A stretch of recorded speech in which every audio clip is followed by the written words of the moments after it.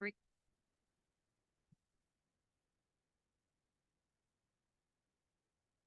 नमस्कार दोस्तों, स्वागत है आप सभी का आज के इस सेशन में। इस सेशन में मैं डिस्कशन कराने वाला हूं the 14th of December the Hindu newspaper का एक एडिटोरियल।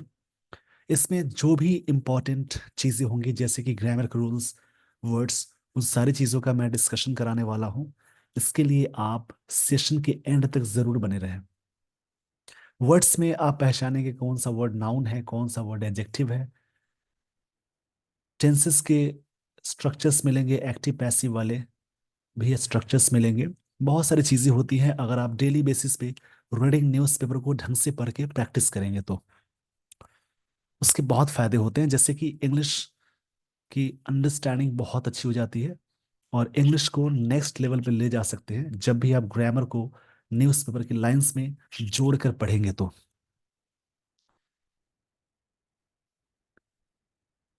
कैसे रीड करना है, क्या क्या चीजें समझनी है, उन सारी चीजों के बारे में मैं बताने वाला हूं। चलिए दोस्तों, आज के सेशन की मैं शुरुआत करता हूं। And the uncertainty. अनसर्टेनिटी का मतलब होता है अनिश्चितता। अनिश्चितता का मतलब है जैसे कोई चीज अनिश्चित है। जिस वर्ड के लास्ट में टी वाई लगा हो, जैसे कुछ चीजों का ध्यान रखेंगे, लास्ट में जुड़ने वाली चीज को क्या बोलते हैं? सफिक्स। जो चीज वर्ड के लास्ट में जुड़ जाती है उन्हें बोलते हैं सफिक्स।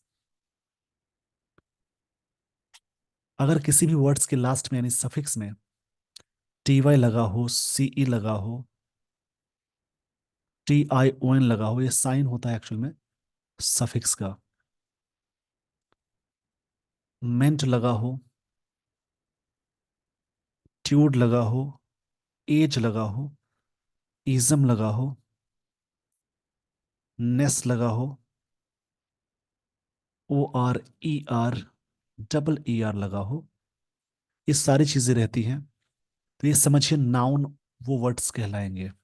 उसके अलावा अगर सेंटेंस में आर्टिकल्स लगा हो, इसको ध्यान में रखेंगे।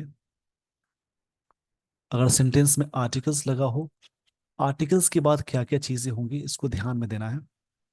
अगर सेंटेंस में आर्टिकल्स कोई भी हो उसके बाद एक सिंगल वर्ड लगा हो तो वहां पे समझना है वो वर्ड नाउन कहलाएगा।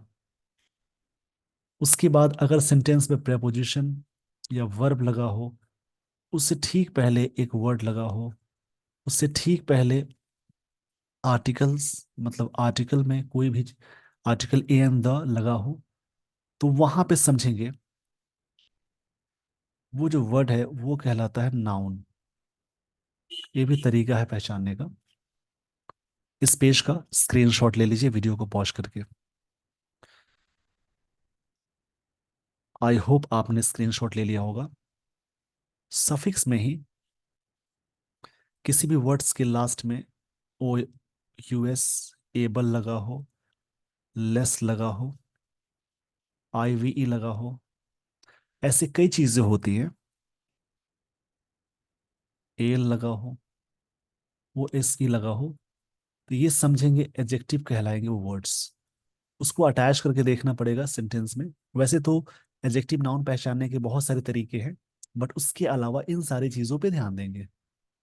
आर्टिकल्स के बाद अगर कोई एक वर्ड लगा हो, उसके बाद एक और वर्ड का जिक्र हुआ, तो वहां पे इस प्रकार से याद रखेंगे, ये वर्ड नाउन होगा, ये बीच में जो वर्ड आएगा एडजेक्टिव। उसी प्रकार से प्रेपोजिशन या वर्ब, उससे ठीक पहले एक वर्ड लगा हो, उससे ठीक पहले एक और वर्ड लगा हो, उससे पहले आर्टिकल्स लगा हो, तो इसको ध्यान में रखना है। ये वर्ड नाउन कहलाएगा, ये word adjective.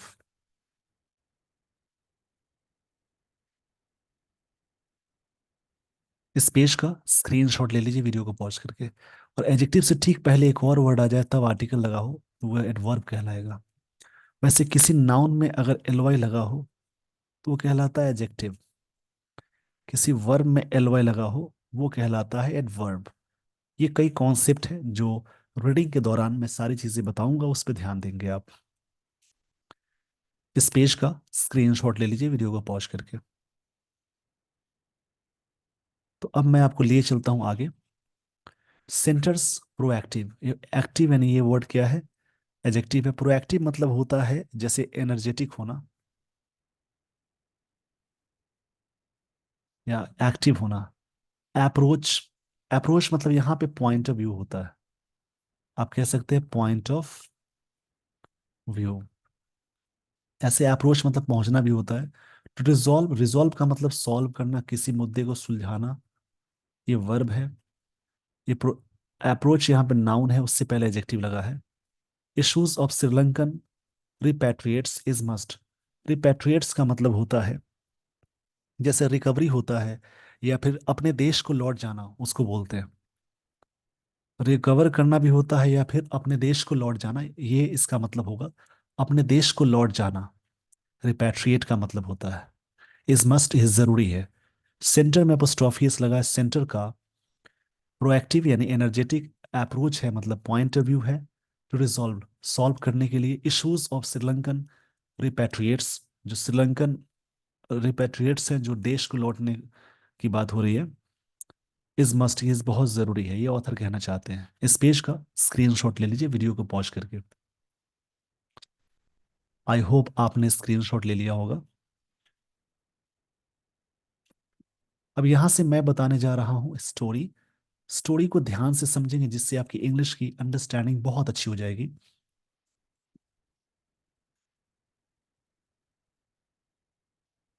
The Madras high court has, किसी भी कोर्ट या इन सब कंडीशंस में आर्टिकल द लगाते हैं। ये सब्जेक्ट हो गया, हैज के साथ वी थ्री आ गया, डेमोन्स्ट्रेटेड। अगर सेंटेंस में सब्जेक्ट प्लस हैव या हैज वी थ्री आया तो ये प्रेजेंट परफेक्ट टेंस का स्ट्रक्चर, यहाँ पे स्ट्रक्चर हुआ। और हैव या हैज बीन वी थ्री आया तो उसी का पैसिव हो जाएगा, प्रेजेंट परफेक्ट टेंस का पैसिव। इसका मतलब किया है, की है, चुका है, चुकी है। The Madras high court has demonstrated मतलब शो करना होता है, दिखाया है। शो मतलब दिखाना। How the judiciary can provide, judiciary कैसे कर सकता है। मॉडल्स के साथ अगर कोई मेन वर्ब आए तो हमेशा वी वन का यूज करेंगे। मॉडल्स के साथ बी लगा हो तो आप हमेशा वर्ब की थर्ड फॉर्म का यूज करेंगे। प्रोवाइड सकर, सकर मतलब होता है रिलीफ या राहत को बोलते हैं। रिलीफ या सहायता, राहत को बोलेंगे। कैसे जुडिशरी कैन प्रोवाइड कर सकता है judiciary. Succour to the person waiting for over 40 years, जो पर्सन 40 सालों से वेट कर रहे हैं टू गेट इंडियन सिटीजनशिप, भारतीय सिटीजनशिप को पाने के लिए, उसके लिए कैसे ये रिलीफ मिलेगा, कैसे जुडिशरी प्रोवाइड कर सकती है, ये बात कहना चाह रहे हैं इस पेज में author. N T Ganesan versus the government of India, others and others, इन दोनों की बात हो रही है। The Madurai bench of high court, bench of the high court, court से पहले क्या लगा, द। इन इट्स जजमेंट, यहाँ पे कोर्ट क्या है, सब्जेक्ट है, उसके लिए पोजीशन इट्स आया। अपने जजमेंट मतलब डिसीजन में, फैसला में। डिसीजन मतलब जजमेंट होता है। और नवंबर 30, 30 नवंबर की बात है। डायरेक्टेड, उन्होंने निर्देश किया। The the authorities to treat the petitioner and his family as Indian citizens, जो अथॉरिटीज हैं उनको ट्रीट करने के लिए, किस बात जो पिटिशनर है, जो पिटिशन फाइल किए हैं, उनको एज इंडियन सिटीजन्स के रूप में उसको ट्रीट करना है। जो भी अथॉरिटीज हैं, जो अधिकारी हैं, उनको इस प्रकार से ट्रीट करना है इनको, पिटिशनर को और या उनके फैमिली को। 10, इस प्रकार से एक्सटेंडिंग टू देम, बढ़ाते हुए। रिलीफ मेजर्स, जो रिलीफ मेजर्स हैं that Tamil Nadu government provides, provide करता है, सरकार प्रोवाइड करती है टू रिपैट्रिएट्स फ्रॉम श्रीलंका, जो श्रीलंका से वहां से बाहर आने की बात है, उनको प्रोवाइड करती है क्या, इसके बारे में आगे समझते हैं। रिपैट्रिएट्स मतलब होता है देश को लौट जाना, देश में आ जाने को बोलते हैं रिपैट्रिएट, काफी अच्छा वर्ड है। इस पेज का सबसे पहले आप स्क्रीनशॉट ले लीजिए, फिर मैं आपको लिए चलता हूं अगले स्लाइड पे।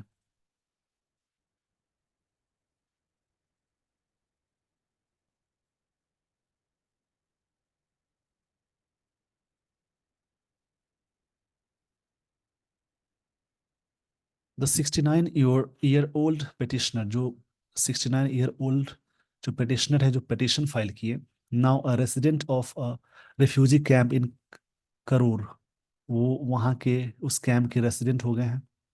रिस्ट इंडिया इन 1990, भारत कब पहुंचे थे? 1990 में। जब भी सेंटेंस में subject V two plus object आए, ये सिंपल पास्ट टेंस हुआ। इसका पैसिव होता है वाज वर्ब के साथ V three. After having been, after के साथ वर्ब प्लस आईएनजी आया, उसके बाद बीन और उसके साथ वर्ब की थर्ड फॉर्म लगाई जाती है। After having been issued an Indian passport, मतलब इंडियन पासपोर्ट इशूड करने के बाद इन कैंडी इन अगस्त 1982, इस समय की बात है, on repatriation under two bilateral treaties that concerned hill country Tamils और इंडियन ओरिजिन तमिल्स। आईओटी का मतलब इंडियन ओरिजिन तमिल्स, इसकी बात हो रही है। इसमें एक वर्ड मिला रिपैट्रिएशन, ये नाउन है। रिपैट्रिएशन का मतलब होता है जैसे the return of someone to his own country, अपने देश को लौटना, इस प्रथा को बोलते हैं रिपैट्रिएशन। अंडर टू बायलैटरल मतलब होता है दो, द्विपक्षीय की बात करेंगे। Tamils and Indian origin, he had approached, ये पास्ट परफेक्ट टेंस का स्ट्रक्चर हुआ। सब्जेक्ट के साथ हैड वी थ्री आया, एक इसका स्ट्रक्चर है पास्ट परफेक्ट टेंस का, इसको ध्यान में रखेंगे।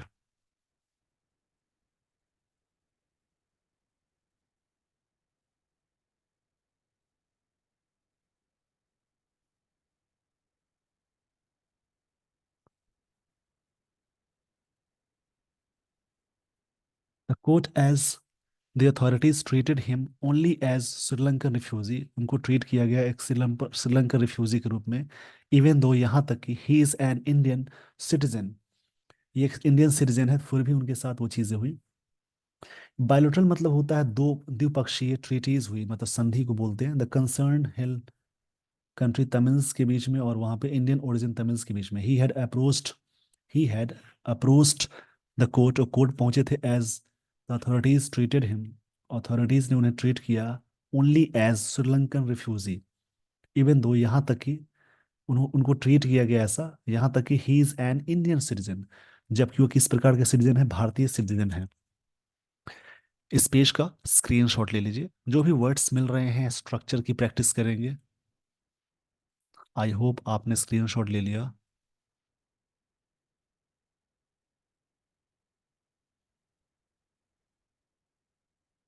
अब मैं आपको ले चलता हूँ अगले स्लाइड पे। यहाँ पे जो आगे की लाइंस है, उन लाइंस को पढ़ के आप और भी चीज़ें क्लियर, मतलब इंग्लिश में चीज़ें क्लियर कर सकते हैं। द गवर्नमेंट एक्सेप्टेड, इस सब्जेक्ट वी टू आया, सरकार ने स्वीकार की। द जेन्युइननेस, जो सही चीज़ है, of his passport but doubted his identity, उन्होंने मतलब पासपोर्ट तो सही पाया बट उनके आइडेंटिटी पे, पहचान पे कुछ शक किया गया। Because the photographs was the image of a far younger person, मतलब वो जो फोटोग्राफ था, एक कहानी बहुत पहले की है, कई साल पहले वो व्यक्ति का फोटोग्राफ काफी यंग दिख रहा था, इसमें अभी काफी चेंजेस हो गए हैं, इसलिए डिफरेंस आई। पर the court rejected, subject V two है, कोर्ट ने रिजेक्ट किया this position. Ganesan is not only such person, ये उस प्रकार के पर्सन नहीं है। द कोर्ट हैज रिकॉर्डेड, ये प्रेजेंट परफेक्ट टेंस का यूज हुआ यहाँ पे स्ट्रक्चर का, that around 5330 applicants IOT category, इस कैटेगरी के हैं। इंडियन ओरिजिन तमिल का मतलब इसका होता है आईओटी का। हैव सॉट मतलब उन्होंने डिमांड किया, हैव के साथ भी थी आया। सीक का सेकंड फॉर्म सॉट होता है, थर्ड फॉर्म सॉट है, डिमांड करना। सिटीजनशिप, जिन्होंने डिमांड किया citizenship, in official data of March 2023 Tamil Nadu had about 91,000 refugees, इतने हैं, विद अराउंड 58,000 इन कैंप्स, जो कि कैंप्स में इतने हैं। This is not the first time that bench, इस पेज का सबसे पहले आप स्क्रीनशॉट ले लीजिए, फिर मैं आपको लिए चलता हूँ अगले स्लाइड पे।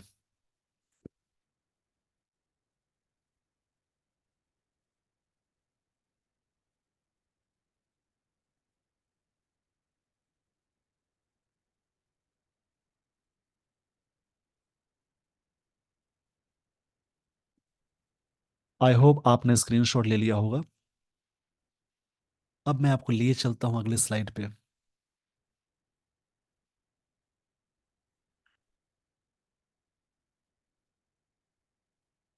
This is not the first time sentence में ऑर्डिनल एजेक्टिव जैसे कि द प्लस ऑर्डिनल एजेक्टिव का यूज करते हैं।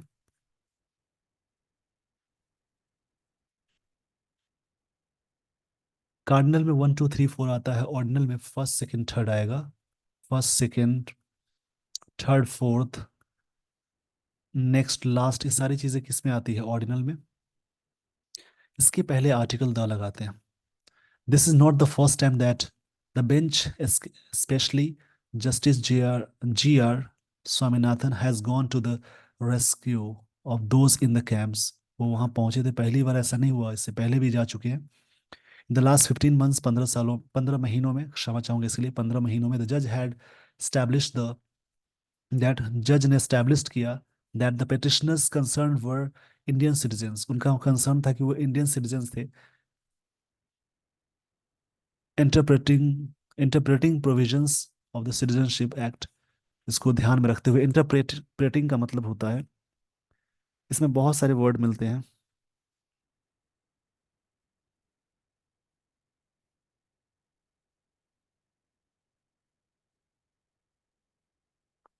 इंटरप्रेट मतलब एक्सप्लेन करना होता है।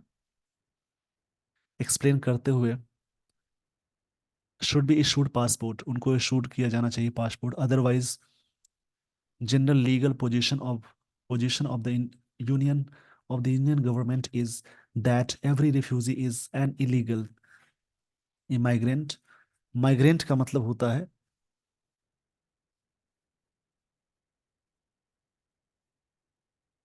कई वर्ड्स हैं जिसका मतलब होता है। माइग्रेंट जो देश के होते हैं उसको बोलते हैं। माइग्रेंट का मतलब होता है जो देश के होते हैं। इन कमर इन कमर को बोलते हैं जो देश में आते हैं, या इसके लिए वर्ड आता है इमिग्रेंट। इमिग्रेंट का मतलब ही होता है one who comes in the country. One who comes in the country उसको बोलते हैं इमिग्रेंट। और एक इमिग्रेंट होता है, स्पेलिंग ई से होती है। इसका मतलब जो देश छोड़कर जाता है, one who lives the country, उसको बोलते हैं। An illegal migrant though entitled to benefits, जो चीज़ें हो जाएंगी। मतलब यहाँ पे बात कही जा रही है कि अदरवाइज ऐसा ना होगा तो general legal position of the Indian government is that every refugee is, every यहाँ पे एडजेक्टिव है, उसके बाद नाउन लगा हुआ है। इसके साथ ईच एवरी के साथ हमेशा सिंगुलर वर्ब लगाते हैं। एंड इलीगल माइग्रेंट, वो इलीगल माइग्रेंट कहलाएंगे। इस पेज का स्क्रीनशॉट ले लीजिए वीडियो को पॉज करके। आई होप आपने स्क्रीनशॉट ले लिया होगा। अब मैं आपको लिए चलता हूँ अगले स्लाइड पे। इंग्लिश न्यूज़पेपर को रीड करने के लिए आपको थोड़ी पेशेंस की जरूरत होती है। पेशेंस के साथ आप पढ़ सकते हैं, धैर्य के साथ पढ़ सकते हैं। डीएम के state government study found that, इसमें बात पता लगी, फाइंड का सेकंड फॉर्म फाउंड है। Nearly 8,000 refugees are illegal eligible for, eligible मतलब योग्य होते हैं, फॉर एलिजिबल के साथ फॉर किसी चीज के लिए लगता है तो फॉर के यूज करते हैं।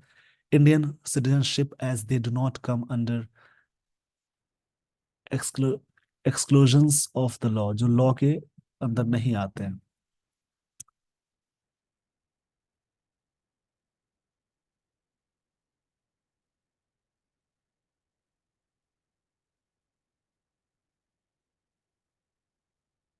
एक्सक्लूजन्स का मतलब होता है जो बैनिंग के सेंस में आएगा। The union government's stand has been that despite not being a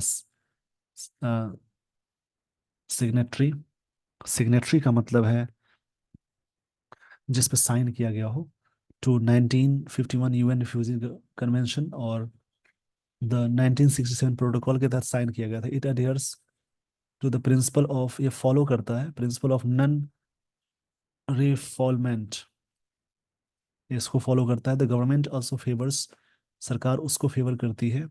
voluntary repatriation of refugees, मतलब खुद से, वॉलेंट्री मतलब खुद से होता है। जो रिफ्यूजीज टू श्रीलंका में है उसकी बात हो रही है। इस पेज का स्क्रीनशॉट ले लीजिए। अब मैं आपको लिए चलता हूँ अगले स्लाइड पे।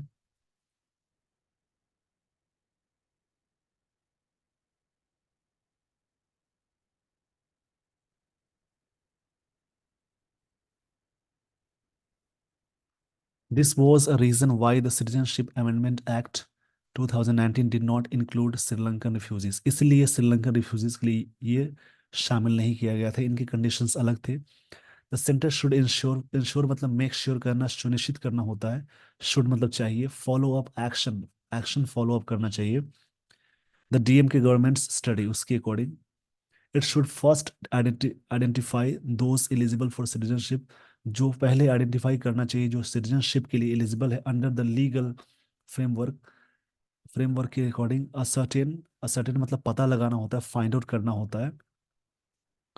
असर्टेन मतलब फाइंड आउट करना। देयर कंसेंट, उनके कंसेंट को पता कीजिए। For those who wish to pursue higher studies, जो विश करते हायर स्टडीज करना और go abroad for a livelihood, अपने जीविका के लिए permission can be granted, permission दिए जा सकते हैं। ये पैसिव में आया, कैन बी के साथ वर्ब की थर्ड फॉर्म है। If the applicant has no criminal record, अगर एप्लीकेंट के पास कोई क्रिमिनल रिकॉर्ड नहीं है। हैज यहाँ पे मेन वर्ब की तरह वर्क कर रहा है क्योंकि इसके बाद नाउन का जिक्र है, इस वजह से हैज के साथ अगर कोई मेन वर्ब आता तो वो हेल्पिंग वर्ब कहलाता। इस पेज का स्क्रीनशॉट ले लीजिए वीडियो को पॉज करके। आई होप आपने स्क्रीनशॉट ले लिया होगा। अब मैं आपको लिए चलता हूँ अगले स्लाइड पे।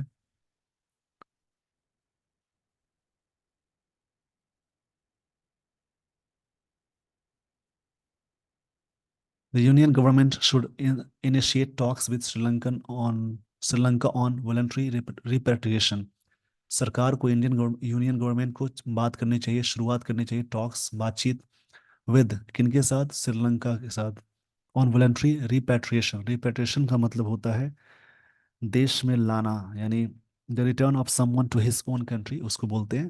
जो स्वेच्छा से देश में आना चाहते हैं, रिपैट्रिएशन मतलब देश में आने की प्रथा को बोलते हैं। And structured assistance programme workout ये होना चाहिए। A proactive approach should be followed, एक एक्टिव अप्रोच होना चाहिए। प्रोएक्टिव मतलब एक्टिव होता है, सक्रिय। That those tagged as refugees are able to lead a life of dignity, जो भी रिफ्यूजीज हैं वो अपनी जिंदगी को मतलब कर सके, lead a life of dignity, मर्यादा वाले जीवन जी सके, एक रिस्पेक्ट और इज्जत से जिंदगी को गुजार सके। ये बात कही जा रही है इस पेज पे। आई होप आपको सारी बातें समझ में आ गई होंगी। इसी प्रकार से आप रीड करेंगे, कहानी को समझेंगे, ये आदत हो गई तो पैसेज क्लोज टेस्ट सॉल्व करने में सारी चीज़ें काफ़ी मदद करती हैं। डेली रीडिंग की हैबिट्स होनी चाहिए हर स्टूडेंट्स को। इंग्लिश को नेक्स्ट लेवल पे ले जा सकते हैं, नॉलेज भी बढ़ता है, कई चीज़ें होती हैं जो सीखने लायक होती हैं। With this everyone, I would like to end this session. Thank you so much for watching this video.